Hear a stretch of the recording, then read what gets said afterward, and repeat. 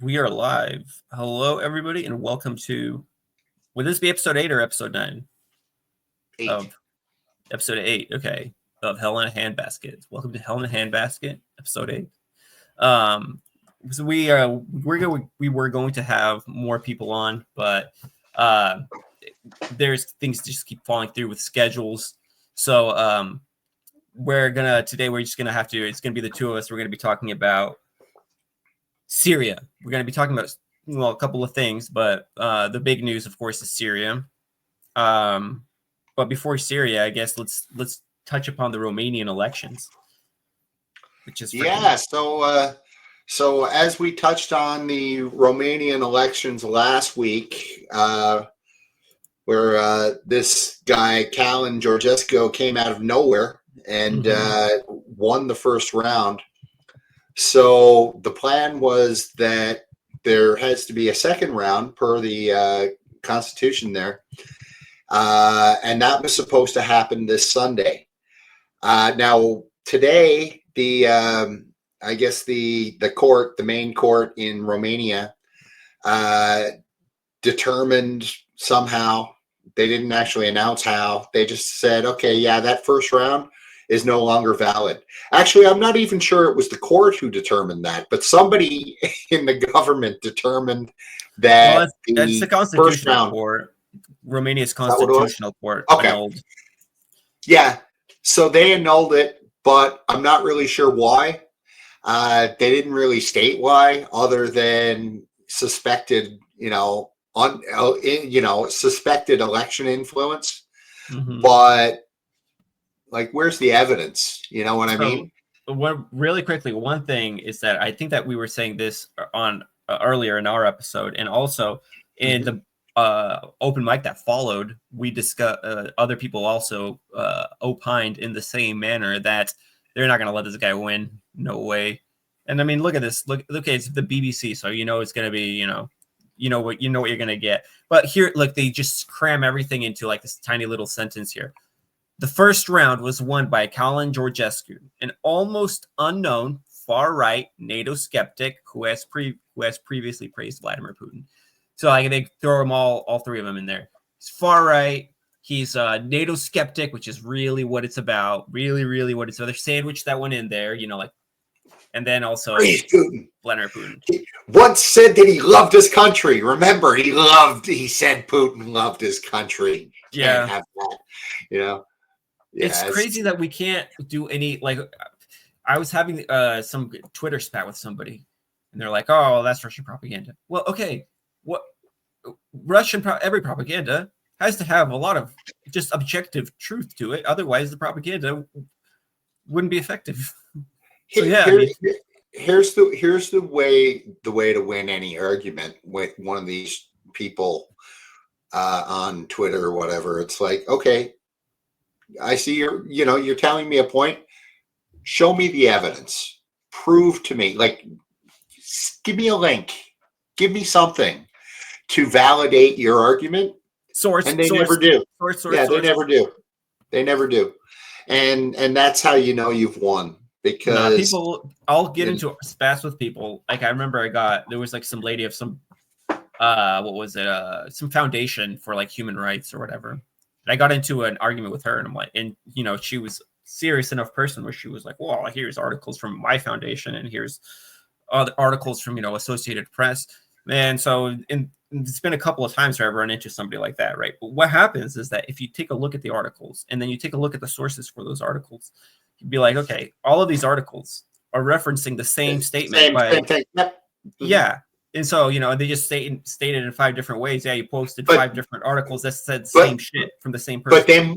But then when you dig into these articles, because I agree with you, they're all coming from the AP or Reuters or wherever, and they're getting the marching orders from, CIA or whoever. So what ends up happening, though, when you read those articles, they never refer to solid evidence.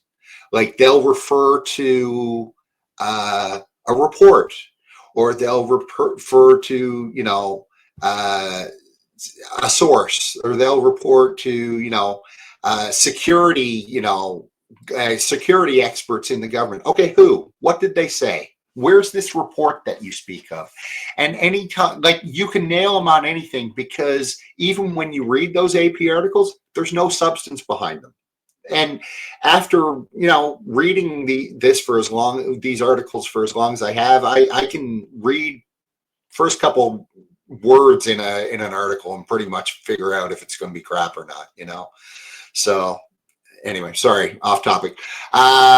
Romania, yes. So anyway, I guess what they did, and this is my theory, because as you recall last week when we talked about this, I didn't actually think that this guy would win. Yeah, because we agreed on that. Yeah, what would end up happening would be the two other parties would split the vote. Now, what's interesting on this one, though, and I don't think I've ever seen this before, and I've been a political junkie for decades now. The third place candidate, who's the sitting government,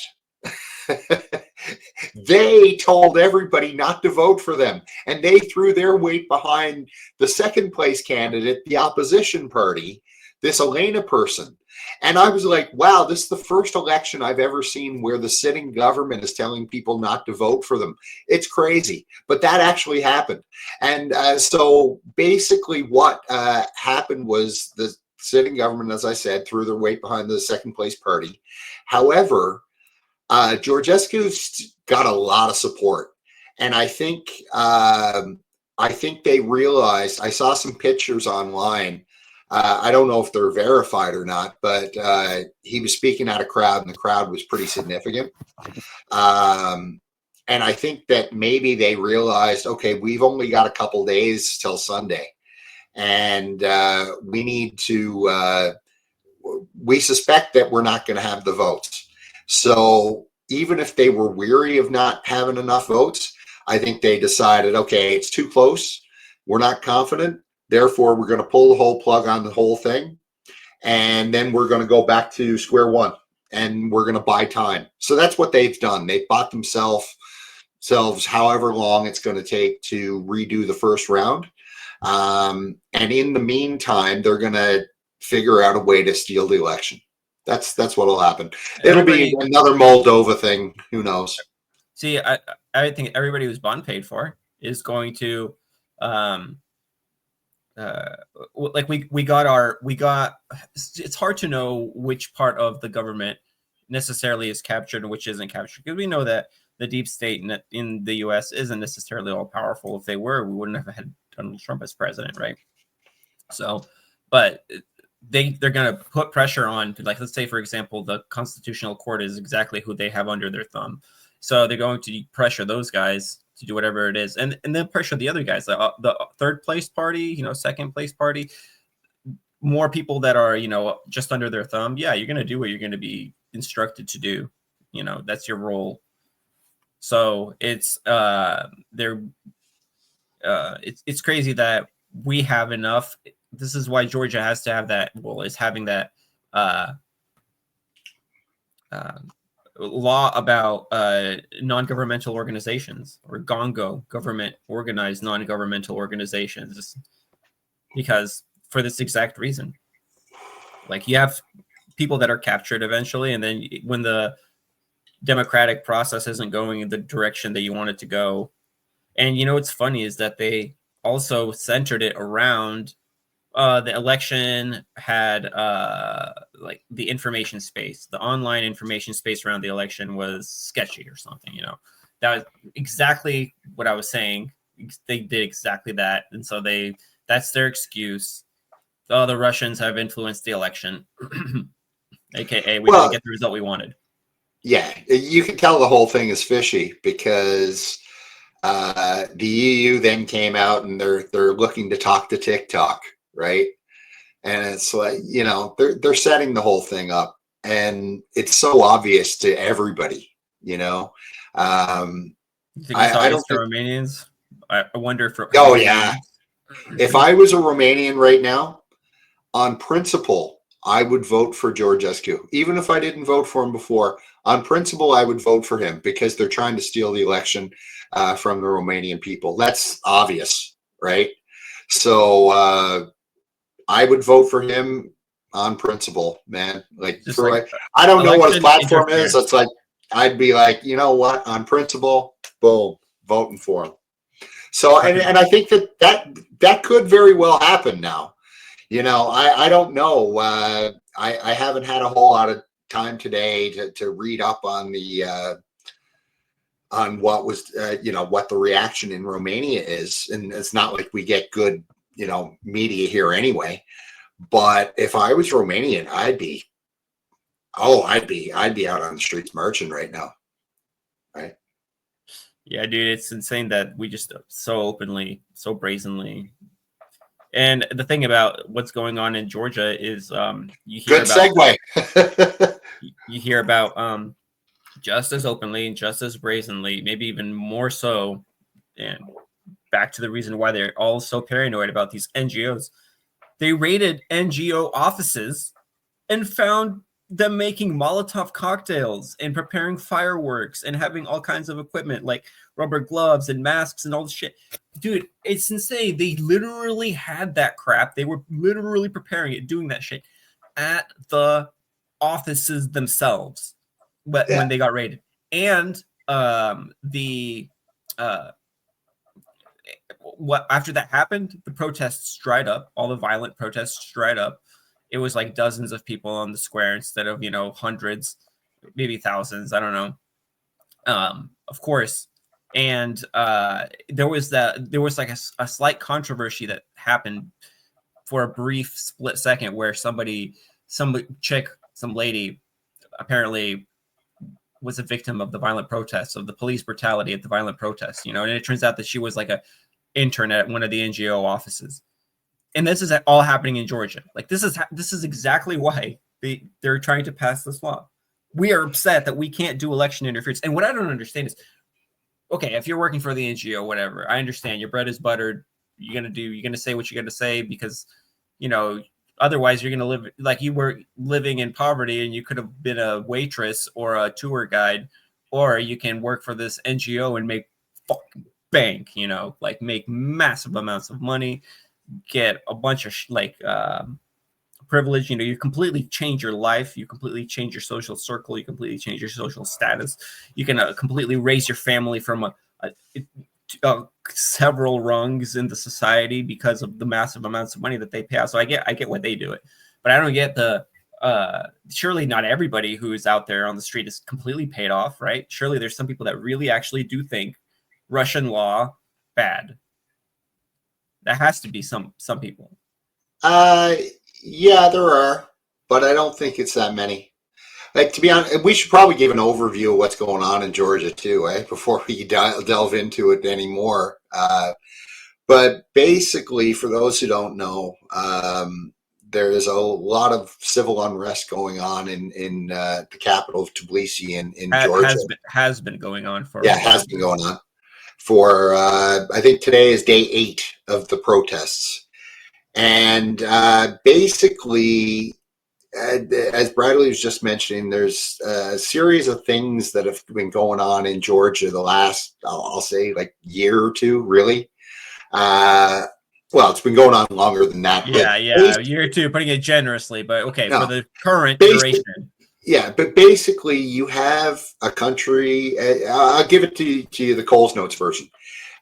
You've got this little tiny country of Georgia, population like 3-4 million people, out in the Caspian Sea somewhere. Looks beautiful. In the Caucasus. In the Caucasus. And so basically, all of these former Soviet nations, like the ones in the Baltics and the ones in the Caspian and stuff like that, they're all kind of small.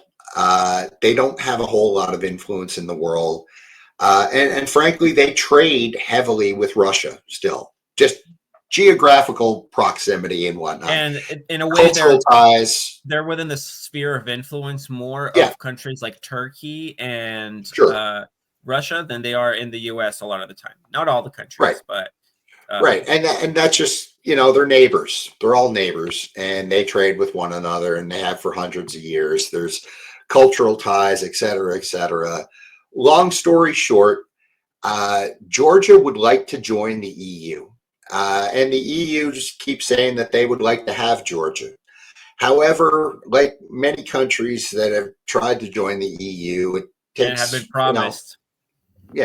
It takes many decades, and you got to jump through a bunch of hoops, and you got to effectively conform to the EU values. You basically have to change all your laws, change all your values, et cetera, et cetera. Sell out your economy, privatize all your national assets. Right. So Georgia wants this. Georgia's on this path, and they seem to be committed to it. However, they want to do it at their pace, number one. And they also, on their terms. Yeah, they're pragmatic enough to say, hey, we got this big, neighbor named Russia next to us, and we're always going to have war not that long ago. Yeah, and we're always going to have this neighbor. So the West basically, they don't want to repeat the war. They had a war with them not that long ago. Well, so that's another part the of West. The West basically looks at everything George W. Bush famously said, if you recall, you're either with us or against us. Yep. That's the neocon philosophy, right? They see everything as zero sum. And if you're within the U.S. sphere of influence, you're either 100% committed or you're not. And if you're not, you're the enemy. End of story. So basically, the Europeans want Georgia to join on their terms and their terms only, and that's just the way it is. So, long story short, recently the Georgian government decided to defer accession talks into the EU until 2028. So they made that decision, and it is what it is. It was that was a sovereign decision. They made that decision themselves. That was the Georgian decision. Yeah. Yes. Went through Parliament. They voted on. Yeah. And they made that decision to defer accession talks to 2028, frankly, because the geopolitical situation is so messed up. Why would you? So the Europeans, as they do, they threw up their arms and said, mon Dieu, and you can't do that, and blah, blah, blah. Next thing you know, we've got the makings of what looks like another color revolution going on in Tbilisi right now. It's been going on for 8 days, and honestly, I've been following it. There's not much to it. Well, think about more to it. You know what I think about when I look at this color revolution attempt, which is insane. That if they think about that, if anybody that's in our audience, just think about that for a second. They raided the offices of the NGOs and found freaking terrorist stuff there. That's what that is. Spray paint for covering cameras, weapons, Molotov cocktails. This is our terrorist weapons. Let's just be honest. Let's just call things what they are.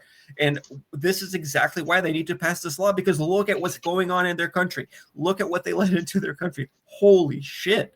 Imagine if that was happening people went absolutely bonkers over. Can I just share something for a sec? Yeah, of course. Speaking of all the stuff that they found in the NGOs, so the protests have been going on, as I said. To be honest with you, the crowds, I'm not seeing revolutionary level crowds, to be honest with you. And the protests themselves are largely peaceful. The cops, I think, have been pretty exemplary. They haven't been used excessive force whatsoever, despite what I'm about to show you, them getting shot at. And the only violence that I've seen are from the protesters. And here's a couple examples that I saw on X.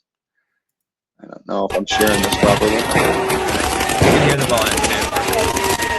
Holy fuck! Oh, this is fireworks, right? Yeah.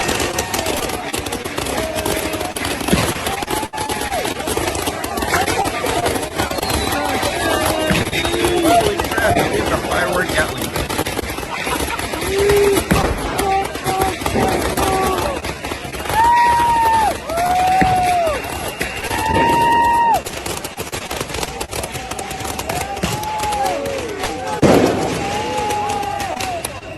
You get the gist of it. That is freaking nuts, dude. That right So there is terrorism. so there's literally, how do I okay, there we go. There's literally you can find tons of clips all over social media like that. They've got these makeshift weapons, like you said, where that they get from these NGOs loaded with fireworks and God knows what else, the Molotov cocktails. That's who was funding all these things. So just so we know, it's not like they were firing into open space. That was aimed at the cops. Yeah. So, if the cops are using a water cannon on these people, so be it. Like, that's not excessive force. That's that's underwhelming force. And you know what? Look at what they did to Occupy Wall Street. Did you see the videos of what the shit that they pulled to Occupy Wall Street? That was some crazy stuff. Go to France. You want to see police brutality? Go to France. Any protest, like, doesn't matter which one, they will beat somebody up. It's in their DNA. It's insane. If you look at the difference for how actually not hardcore the Belarusian, for example, cops were. And if the Ukrainian cops were more hardcore, maybe there wouldn't have been a war, right? It wouldn't have been a coup if they had freaking fired back and said, "Fuck you guys! Oh, you're gonna throw Molotov cocktails at you? We're going to pull out a freaking heavy machine gun and we are going to clear the square, and you are going to fucking leave, or you will die." Like, imagine if they did that. Holy crap. Yeah, I mean, people would have been pissed, but what would have happened? Surely it would have been way better than what ended up transpiring in the long run, because way more Ukrainians died, right? Way more. Who knows how many for real, but, it's probably well into the hundreds of thousands. Yeah. So, but think about this here, before I forget this point. So I was trying to make this point. This is not the first color revolution attempt that has gone wrong in that region in the last, I'd say decade even. Let's say decade. Oh yeah, they happen all the time. Like, but no, but they used to be a lot more successful. Like, it's like people have caught on to our shtick, Like, what happened in Kazakhstan? The Russians came there and they were like, okay, we will just guard this, and then you guys will just guard the buildings, the crucial buildings. Right? We're just guarding them, right? Well, are those crucial buildings, the quote unquote just guarding them? That's everything, because that's exactly the things that would get rushed, right? So we're just guarding these buildings and letting the cops be free up to go take care of the protests. Well, that's part of what you do. That's how you divide the forces. That's how you are able to seize buildings if you have a critical mass, right? Because everybody's taken up in other places doing other stuff. So that failed. Belarus failed. Who the hell knows what they were planning with Russia, with Navalny and all that other crap. But that completely, that was a failure. Ukraine, I mean, maybe Ukraine is what did it, because Maidan was maybe the last really successful big deal color revolution. And that was a little different too. Maidan was a little bit particular. Yeah, I can't think of a more recent successful one. I can recall a lot of unsuccessful coups that we've been a part of, but very few successful ones. They never go well, yet we keep trying it. It used to work though. We remember how we overturned crap.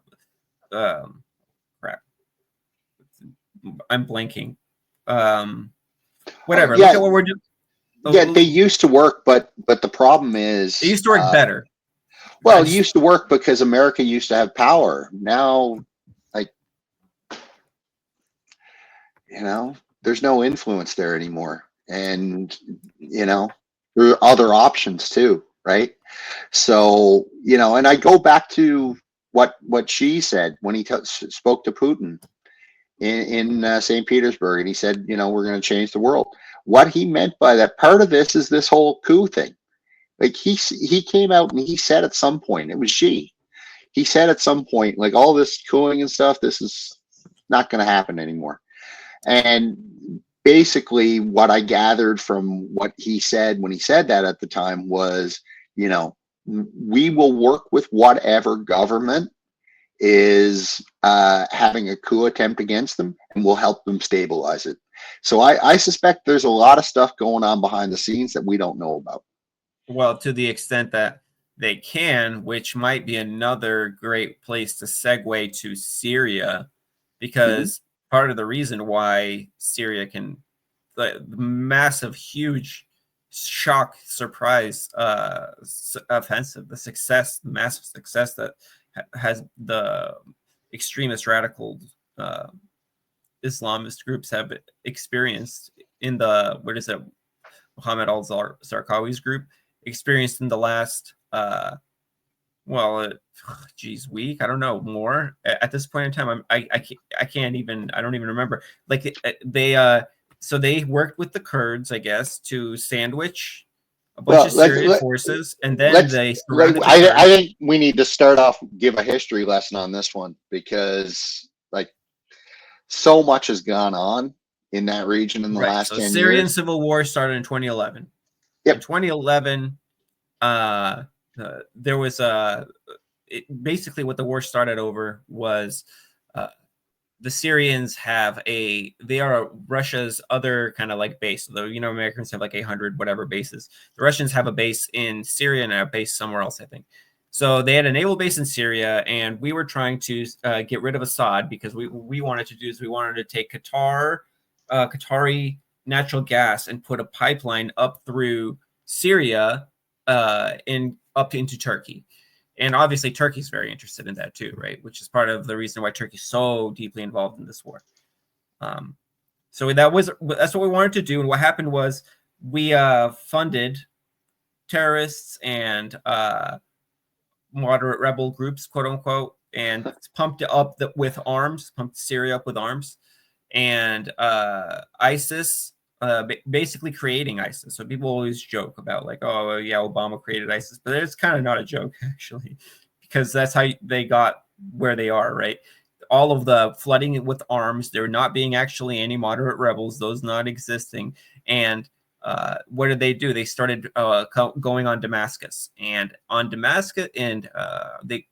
it was looking really dire. And John Kerry, there's a famous John Kerry quote where John Kerry basically says, yeah, we were watching them do this, and we were hoping that it would pressure the Assad regime to capitulate, come to terms, and for Assad to go. But what happened is the Russians and the Iranians came in, stepped in, stabilized the situation, and the war seemed to have gone into like a cool down mode. When would you say it kind of cooled off? I would say probably, I don't know, 20. No, it was later than that, maybe 2018 ish. Yeah, something like that. Somewhere around there, maybe a little bit later even, but it started to taper off. The activity of the war started to taper off, and it seemed like the embattled leader of Syria, that we love to call a dictator here in the West, Bashar al-Assad, who is the son of the previous leader that led Syria for a long time with an iron fist, anti-communist dude. I think he did a coup. That's how he came to power. So Assad's his son, and he's friends with, just think of it like he's friends with Russia and Iran, and not so much friends with the Turks and with the Israelis. And the Israelis are, of course, another big part of this whole entire this whole thing in Syria. It's the Turks, the Israelis, and our proxy groups that maybe not our direct proxy groups so much as the environment that we were able to establish with the influx and flood of arms and dangerous arms and dangerous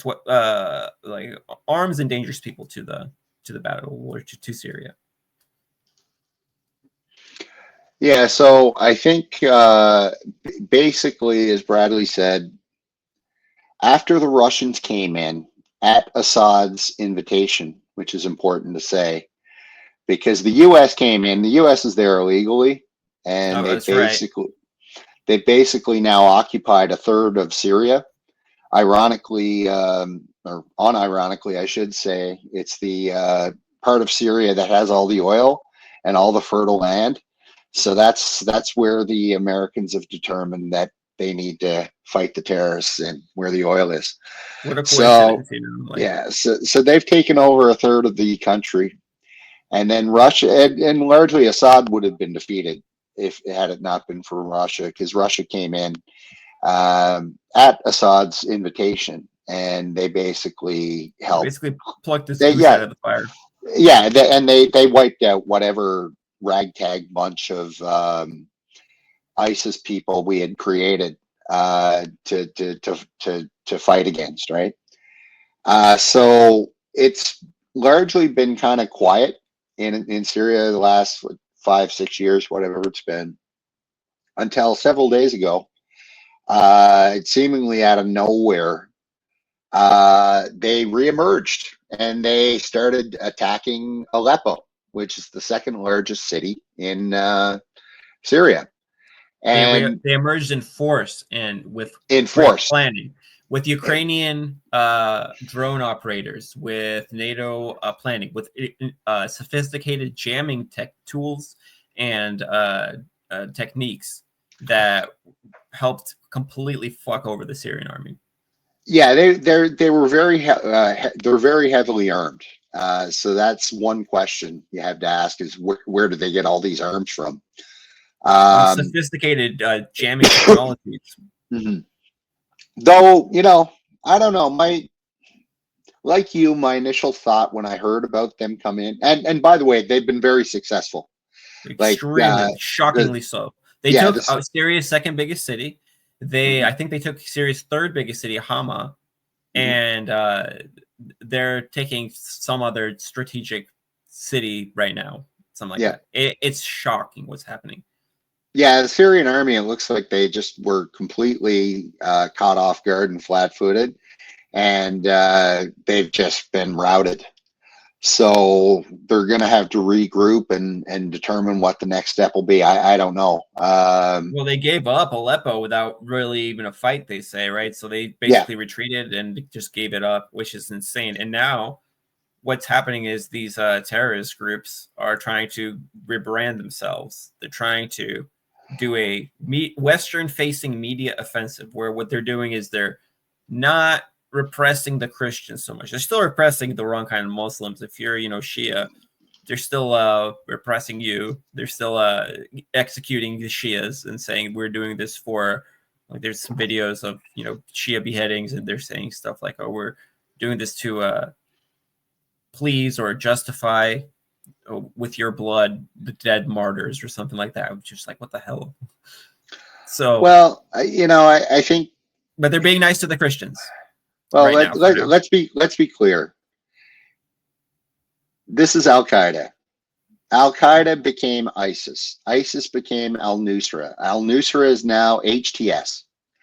Right? So they keep rebranding. I wouldn't say that ISIS is. I'd say ISIS is its own thing still. Oh no, ISIS doesn't have the same kind of Western-facing propaganda. They try to be more hardcore and more fundamentalist. What the difference about this? No, but hear me out. Let me finish. Like, what I mean is, we created these organizations, we funded them, and they keep rebranding for the simple fact that people like you and I are getting too smart to the game, right? And there's too many people who are, shaking their head and saying, well, this HTS group, well, isn't that just Al Nusra? And Al Nusra, isn't that just ISIS? And ISIS, isn't that like, we're not stupid, right? You can call it a different array of alphabet letters, but we still know you got me about the whatever. Yeah, these are fundamentalist shitbags, and the story and opportunists. There's a lot of those too. Extremists. These are extremist terrorists.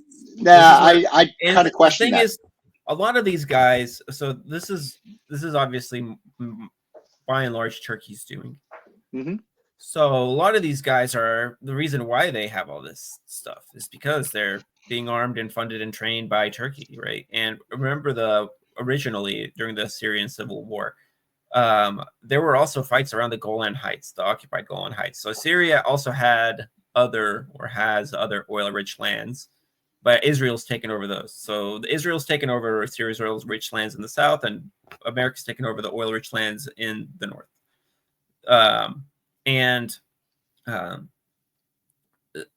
The Israelis famously acted as ISIS's medical force, medical evac, field hospitals, as well as Air Force. They literally acted as ISIS's Air Force. So Syria would have been screwed. And I think that the Russians are probably looking at this, and they better be taking a lesson, because look what happened. They trusted people to freeze the conflict and what did we do? We froze the conflict for a while, right? And that's exactly what we hope to do with Ukraine and with every other situation. You are what your record says. I think this one is more on Erdogan than it is the United States or Israel. Yeah, I mean, when I first heard about them going into Aleppo, my first gut reaction was, okay, it's another coup attempt by the Americans. But I think this one has got more so Erdogan's fingerprints all over it.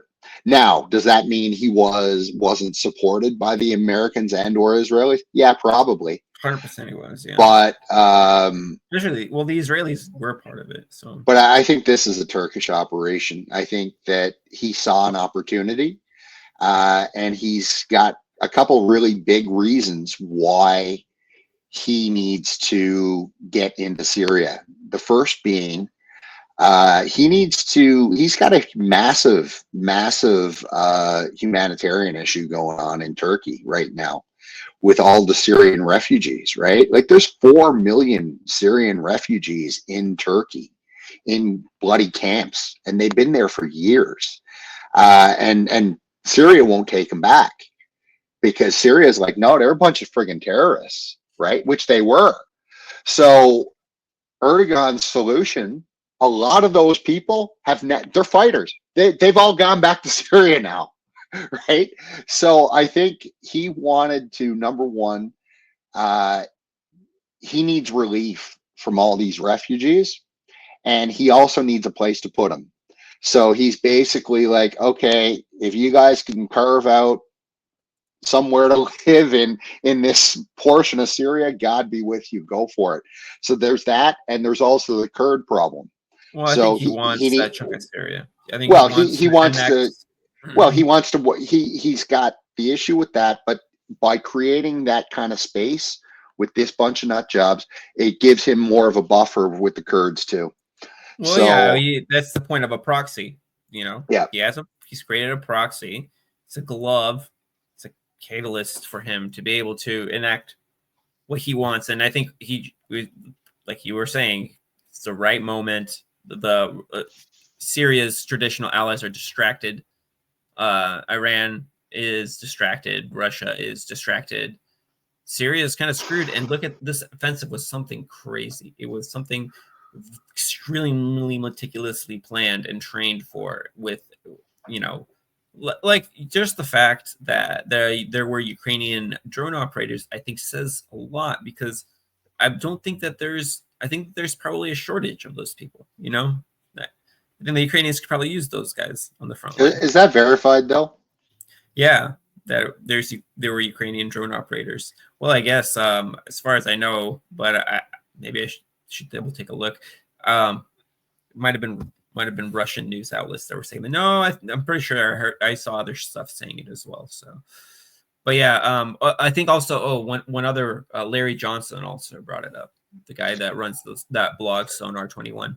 Yeah, I go back to, did he have some sort of logistical support, the Turks, between the Americans, and some sort of coordination? Because as I said, the Americans have occupied a third of the country, sure, but I don't know. This one reeks of Erdogan to me, man, and I think I think it's mostly him, and I think he'll regret it, because so?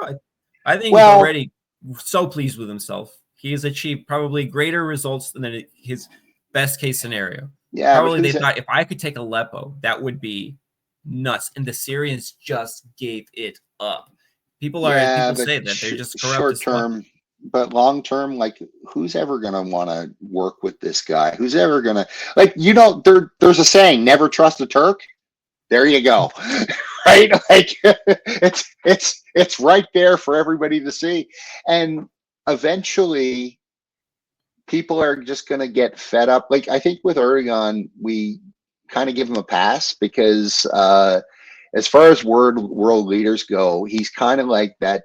He's kind of like that, town village idiot that you can't. I think so. I think he's cunning and very intelligent. No, what I mean by that is he's like a weirdo outcast. No, he does and says stuff. He's not trustworthy. He does and says stuff that's counter to what he said before. So, but people kind of give him a pass because they know that about him. So it's like, well, we expect that because he's Erdogan. Like I said, he's like the village idiot. You can't say to the village idiot, okay, well, he's the village idiot. Same thing. It's Erdogan. You can't trust the Turk. No. I think the Russians saved his butt, and I think the Americans were pissed off at him already. It's so much so that there was that assassination attempt against Erdogan, and like a bunch of generals got executed and all this stuff when it went south. And that's when he decided to buy those S-400s and got kicked out of the F-35 program because something like the Patriots didn't work to save his airplane. The Russians say so. I think what happens is, remember when Putin said, somebody like Erdogan, I can make an agreement with somebody like him. I can. He'll say he'll do something, and he'll do that thing that he says. Now, maybe the part that's left out is that he'll also do other stuff, and then he'll turn around and he'll make a deal with somebody else. Like, I wouldn't trust him with S-400s. Like, the Russians just sold him S-400s. I'd be like, can't trust you. What if you just one day decide that you're just gonna give the deets, give the info to the Americans? But I think the Russians made that calculation where, like, we'd rather work with a guy that's interested in his own ego, his own legacy, his neo-Ottoman ambitions, his own country, whatever it is. I think we'd rather work with a guy like that than work with a complete NATO sock puppet. So I get that, but I also think that Putin, you screw him over once, okay, you get one. You do it again, well, now it's a pattern. And let me just put it this way. Remember all that talk about, Turkey becoming this great gas hub? Remember all that bullshit? You never hear about that anymore. You know why? Why would the Russians trust the Turks? Perfect example, right? So, I think nobody's going to put something. You can like, for example, the Turks have kept the Bosphorus Strait, right? They've kept the Montreux Convention intact. They don't have a choice, though. They don't have a choice. You think so? I think that that's a lever that he has, and that the Russians give him a pass for stuff. It's a lever against the Netherlands. It's not a lever against Russia. Russia's not going to listen to that. Russia's going to sail right through, right? So, basically by Erdogan, he keeps doing this stupid stuff, and he doesn't think the long-term repercussions of it. So if he expects to get into BRICS, who do you think is going to make that decision? It's going to be. Well, I think that's got to be on hold now. For sure, right? For sure, right? I wouldn't accept Turkey into the BRICS. No way. But I would have never accepted them in the first place, particularly not under Erdogan, because it's just an untrustworthy actor at this point. I mean, right. In a way, you can trust him to do certain things. Like, you can trust him to double cross you when it's convenient for him. That's and you could say, okay, I can work with that more than I can work with somebody that only double crosses me but doesn't double cross the other side. And Erdogan will be a piece of shit to everybody, to get his thing, to get whatever he wants. So I'd rather work with that guy that has that kind of consistency. At least there's some kind of level of integrity, than working with, Poland, working with a Radek Sikorski, who was a rabid Russophobe. He's willing to do all kinds of shit that's bad for his country just because, the Americans said, and just stick it to the Russians. Yeah, so now you got this country trying to play both sides. Now the result of that is neither side trust them, right? So if it wasn't for where Turkey is geographically on a map, the world would have written them off ages ago, right? So, you know, and doing stuff like this does not help. So, you know, if they truly wanted to join BRICS, doesn't look like they did. Maybe they didn't. Maybe that was just a way to make news to distract away from what you're really doing, because it seems like this caught people off guard. And one thing, so just to bring up the Russians here, if you watched the Tucker Carlson Sergei Lavrov interview, they bring that up briefly, and Lavrov completely goes like, "Oh yeah, we are happy with Astana, things worked out before. I'm sure that we are in the process of having discussions, and I'm sure those discussions will go well."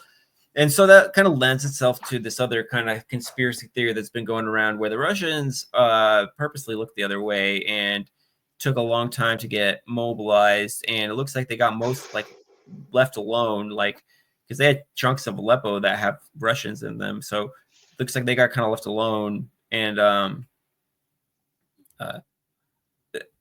maybe it was a way to try to get the Syrians to be pressured to a negotiating table, to a negotiated result with the Turks, because it didn't seem like he was very, like he gave a fuck, really, honestly. It seemed like he was just like, oh, well, let's just have to talk peace, looks like, Well, I agree. I do believe that the refugee issue is a big deal for him, for Erdogan, and he needs some sort of solution to it. So, yeah, you could be right there. Maybe maybe it was something along the lines of they went in, but they didn't actually think that they'd get that far. And they're actually surprised that they got as far as they did. You know what I mean? Yeah. And now it's like, well, shit, we've gone this far. Might as well keep going. Well, yeah. Or maybe it's like those guys, you can't just tell them to stop. You let them loose, right, and you expected it to go differently. But holy crap, with this unprecedented success, yeah, we'll take that. Take what we can get. Especially since apparently the Syrian army is so corrupt that they well, yeah, they clearly can't fight, Yeah, well, I mean, people say stuff like the army was largely demobilized. I heard that too. That people say that, and then people also say that the army was largely blinded by tactics and equipment that was being made use of. It seems like people didn't know that this was happening, and it's like, okay, it was definitely an intelligence failure on the part of the Syrians, because obviously they didn't anticipate or brace themselves for that. Was it an intelligence failure on the part of the Russians? I want to say yes, but I could see people that say that no, the Russians knew it, and this is a way to be like, listen, Assad, you're not cooperating, and we got our hands full with a bunch of other stuff, so but it seems like the Russians did get their act together and did start bombing, and at least on the first day of their bombing, they had some noticeable effect, but apparently not for long, because now Hama's been taken. And so what do you think happens now? I think that Assad's goose is cooked. So what's going to happen is that they're not going to get, I don't think, this is my bet, they're not going to get that territory back. Turkey's going to annex chunks of northern Syria, especially stuff that they were already they already had access to, and now they'll just maybe have a buffer zone, and or maybe not, maybe just legit straight up annex that. Well, which is what he wants, yeah. So yeah, I agree. I think that's the plan. Make sure it doesn't fall into the hands of the Kurds. Make sure that, because he's wanted that territory since forever for some logistical reason. And speaking of logistical shit, apparently this is going to impact, or this has the potential to impact Hezbollah to a great extent, because I guess a lot of their supplies and stuff come from Syria. And Hezbollah has played a huge role in the Syrian civil war. They've lost a lot of fighters. They've done a lot of work. They've been bombed by Israel constantly. Like it just all the time, the Israelis would just be like, we don't respect your Syrian territorial integrity.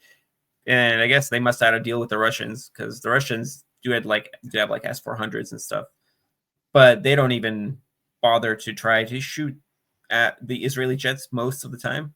They just let them do whatever, and the Israeli jets don't come close to the Russian air bases and to the Russian bases and assets, with that exception of when there was that notorious event where some Russian Ilyushin jet was shot down by a Syrian anti-air missile because an Israeli jet hid behind it, and that kind of.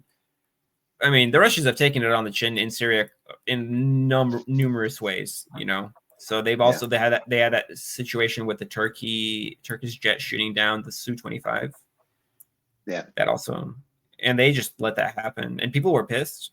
But I think, I don't know. I think that kind of like Vladimir Putin said, you know, like I could work with that guy better than I could work with an alternative guy that could be there. Yeah. Well, it certainly seems like I agree. Like, I think that Assad, unless they regroup very quickly, and maybe they're doing that. I had read reports that Hezbollah were sending fighters, and that some of the Iraqi militias were sending fighters as well. Now, how many? Who knows? People are getting mobilized slowly. Yeah. So, you know, but they need to, whatever's left of the Syrian army, you know, needs to get its regroup. fucking ass in gear, right? Yeah. Like, I don't know what the fuck, guys. What was that? That was epic. Disaster. You know what? It like makes October 7th look like patty cakes by comparison. Like, oh, that was a surprise attack. This is a surprise fucking attack. Holy crap. It completely changes the landscape of Syria. Well, to take Aleppo, second and third largest cities, the second and third largest cities. And they're doing, like we already alluded to, massive propaganda offensive where they're trying to be more friendly this time around, and especially be more friendly to a Western facing audience, be nicer to the Christians. And they're doing stuff like interviewing, like imagine some bearded freaking terrorist comes in, sticks a microphone in your face and a camera and says, "Are you happy? Do you feel scared or threatened by me? Here, have a cracker." You know, you're just gonna say, "Yeah, okay." It's like that joke, you know, what do you give a 600-pound gorilla for its birthday? Whatever the fuck it wants, you know. Yeah, I'll say whatever you want, bro. Yeah, so that's the most sickening thing that I've seen of all this. The mainstream media's attempt to normalize, humanize, whitewash these terrorist scumbags. No, these are people who, you know, kill people all over the world. Now, there's lots of those that are in this bunch, but I also think that there's a whole lot of mercenaries there too, who are just there for the money and the looting, right? I think so. There's tons of those too. But, you know, no, we're I don't know where we've gone as a society in the last 10 years, but we are now at a point where we are openly supporting Nazis in Ukraine. We are openly supporting Al Qaeda in Syria. You know, like, what are we doing here? You know, when did we become evil? Well, and not care? Like, we were always evil, but our PR was better. When did our PR go to shit? I guess is my better question. So, the PR going to shit is probably because the mainstream media is no longer as prevalent as it once was. But when it comes to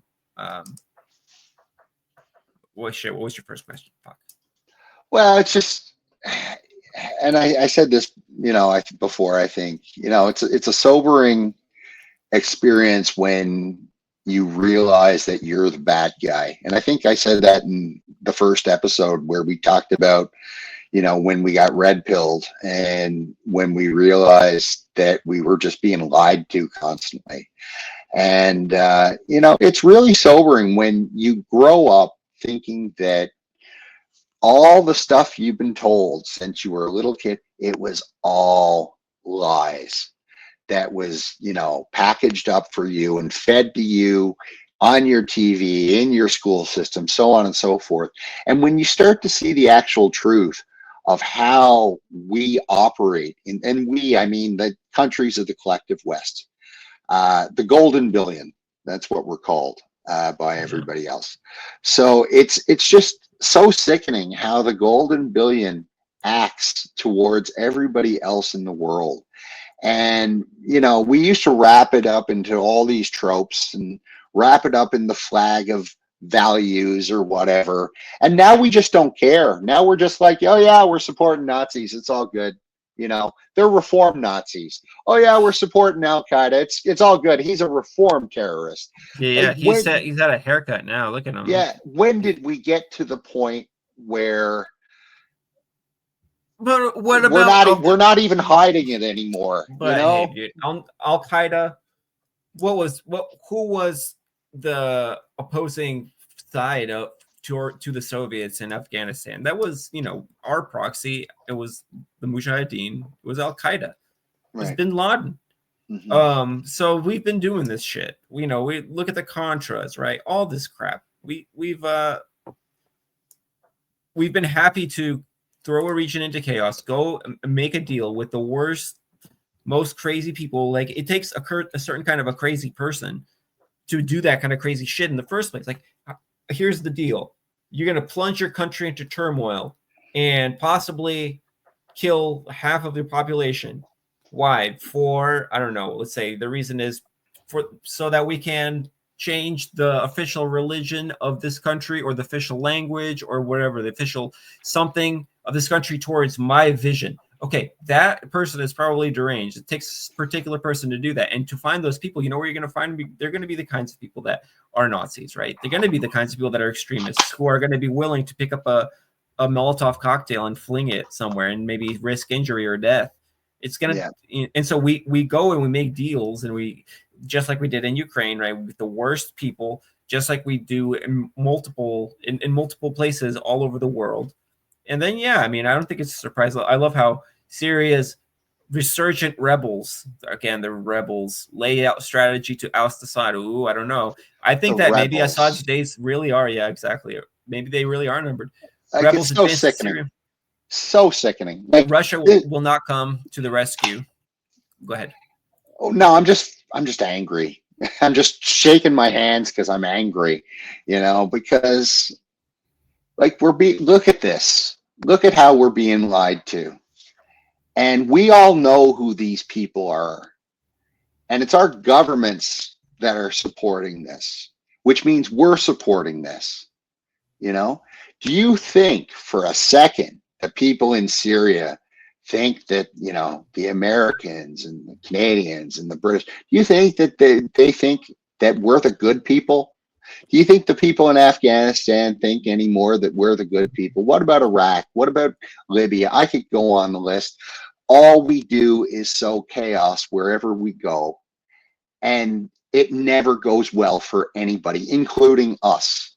So why do we do it? Let's just stop making bombs and figure out a better way, because it's not working. We're not good at this anymore. That's the other thing, right? The reason it's becoming more obvious is because we keep failing now, right? We can't do a successful coup. We can't win a war. We can't do any of this stuff. So now it just becomes more obvious. Doing really well in Syria. We did well in Ukraine, right? Syria is nothing. Syria is nothing. It's a nothing country. They don't have an army, like we just said. Ukraine, yeah, sure. If you throw all the might of NATO against one country, it'll make an impact. But you know what? Russia's still beating us. That's one country against all of NATO. Yeah, but we were able to get our hands on Syria. We're doing crazy shit in Syria right now. Look at this. They have a military industrial complex now. They have like electricity and resources. sourcing basic weaponry has been relatively easy for HTS. Syria has been awash in arms since 2011 when Turkey and Arab nations with the U.S. support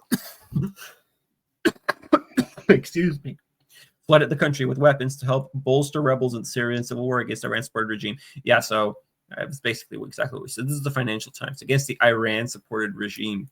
The Brits really, I don't know what it is, man. Yeah, they're like and particularly vile or vicious, or what is it? What's the term I'm looking for? Not racist. That's what I think of when I think of a Brit. They're all racist. Like that's the proper term. The one first term that should come into anybody's mind when they think of a Brit, racist, because that's what they are. That's what their history has shown them to be.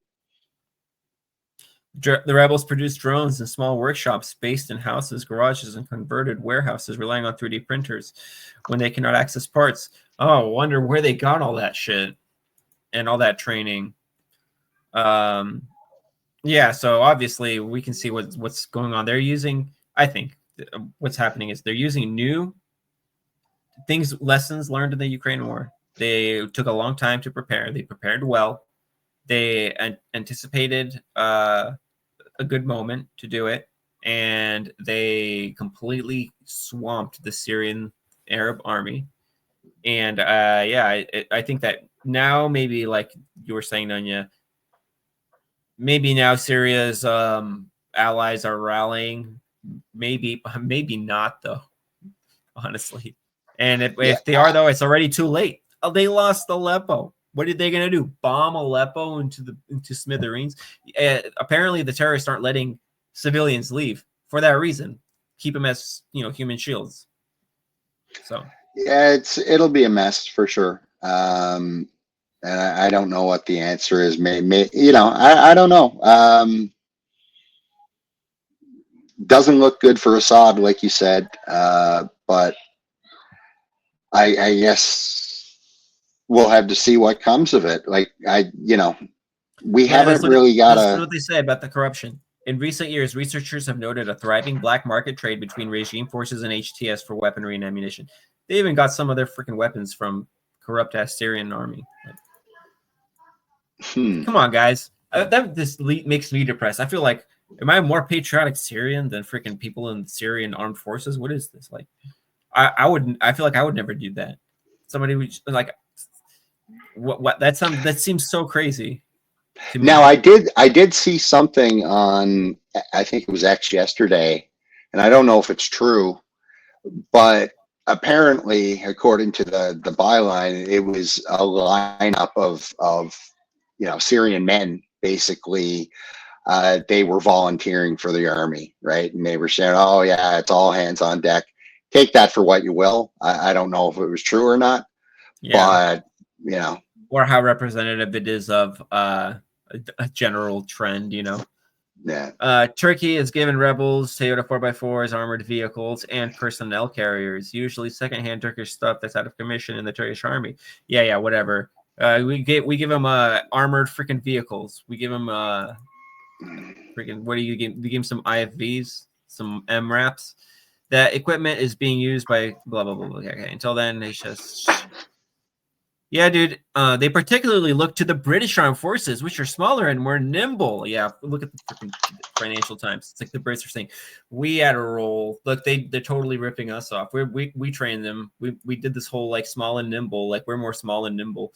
So what is it? The myth of the Western independent soldier armed forces, like being more effective and more efficient, and everywhere else you have no room for improvisation. Like I feel like that's more obvious BS. Like that's not how wars get fought. There's improvisation going on 24/7. It's like wars work, it's like freaking farm work or some shit, except for with a lot of mines. You got to wake up early, like work your ass off, go to bed dog tired. Yeah. I guess we'll see what the next week shows. I guess we'll see what the next week comes, and we'll have a lot more to report on once we get a clearer picture of really what's going on with the Syrian army, to be honest. Yeah, pretty sure this is a myth. This has been dispelled that he did not flee. No, But I that's mean, not true. maybe, yeah. Freaking who? The Telegraph, dude. It's more. Wait. It's not okay. It's just it's a legit MSN story. Okay, I saw Yeah. advertisement for the Telegraph. I was like, are you kidding me? They freaking reposted the Telegraph. Telegraph freaking. What is it with the Brits? I don't understand, man. They have a freaking fetish. They have a fetish for the Russians. I don't know what it is. They're obsessed. It's like elementary school. Oh shit! Is my camera still working or not? No, it is not. Oh, there you go. But I think this is a good segue into the 2 scoops. All right, let's do it. Let's do 2 scoops. All right, I'll share this. Did you hear my audio last time? Did I don't know if I rewatched the episode or not. If that's what you mean. I don't know. I mean, oh, can you hear that? Yeah, I did. And I hear this one. All right. Okay. I saw this on X, and I just thought it was funny. Do it from the beginning. All right. You cannot get a DUI on a horse in the state of North Carolina. Look it up. Now, I can get a DUI when I do my buggy, but I cannot get a DUI on a horse. I was watching this YouTube. I cannot get a DUI on this here horse. So yeah, I thought that was cute. So, but yeah, good on him for knowing the law, right? Well, I mean, honestly, I don't know because I have some experience with animals, but like I feel like people that probably live with horses and know how to ride horses, you probably have a relationship and understanding with your animal where it knows it can probably feel your weight. I'm sure, it probably can tell, oh, this guy's freaking drunk. I'm gonna chill out for a second. He does this all the time, just like the caption said. Like the course is like he tells the story every time. Maybe I think that there's probably some truth to that. Where it's because I mean a horse is a freaking smart animal. Look how big its head is. That's a freaking. Actually, I don't know how big a horse's brain is, but I'm sure it's massive. I'm sure it's bigger than a cat brain, than a bird brain. So that thing is probably intelligent. It has a very good understanding of physics and body movement. Otherwise, horses wouldn't be able to survive. Think about how they have to fight each other with freaking kicking each other with their back hooves. So they have to be very well coordinated. You got this drunk motherfucker on your back. You probably that law probably makes sense for that situation because he wouldn't be able to go off the road at 50 miles an hour, just like the horse wouldn't let him. It'd just be like, listen, bro, number 1, I'm old. Number 2, you're old. Number 3, you're drunk. Number 4, this is too dangerous. Number 5, that's not where home is, and I'm going home now, and I'm taking you home. So I think I like it. It's a law we should keep. Yeah. Well, we should start riding horses again, and then we can make that. I know you can get a DUI on a bicycle. No, all the more reason to get a horse. There you go. All right, guys. Anyway. Well, I would say that is probably our episode 8 then of Hell in a Handbasket, I suppose. So like, subscribe, do all the YouTube things. So yeah, maybe next time or coming up, we'll figure out this way to have more panelists on or have an environment where we can throw more people up on screen. But it's all stuff that we're in the process of figuring out right now because of just starting out. Still, eventually we'd like to go over to live streams. But anyway, like I said, subscribe, do all the YouTube stuff, and peace. Cheers.